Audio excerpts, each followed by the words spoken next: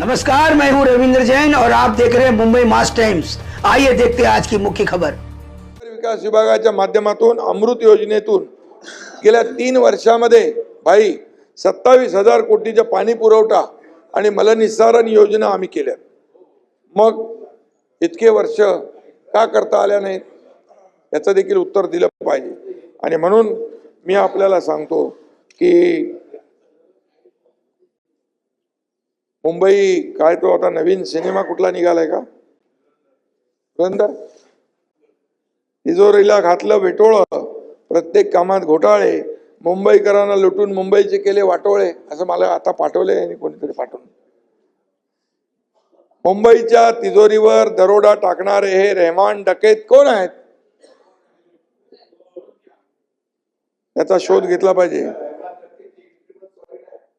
हो ना, ते रील बघितली तुम्ही, त्याचा रील बघितला।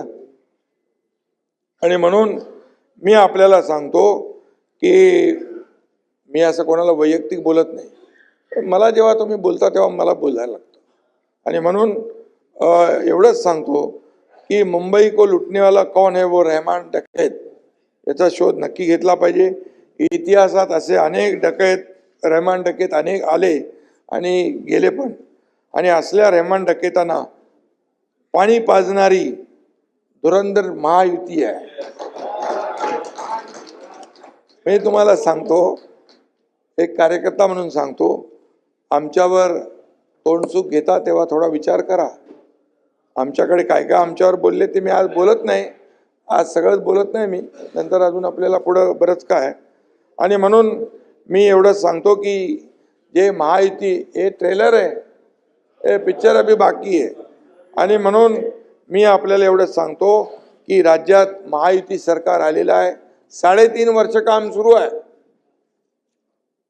आणि म्हणून 3.5 वर्षामध्ये तुम्ही जे वस्तुस्थितीला आपण मान्य केलं पाहिजे, वस्तुस्थिती मान्य केली पाहिजे, तरच खऱ्या अर्थाने आपल्याला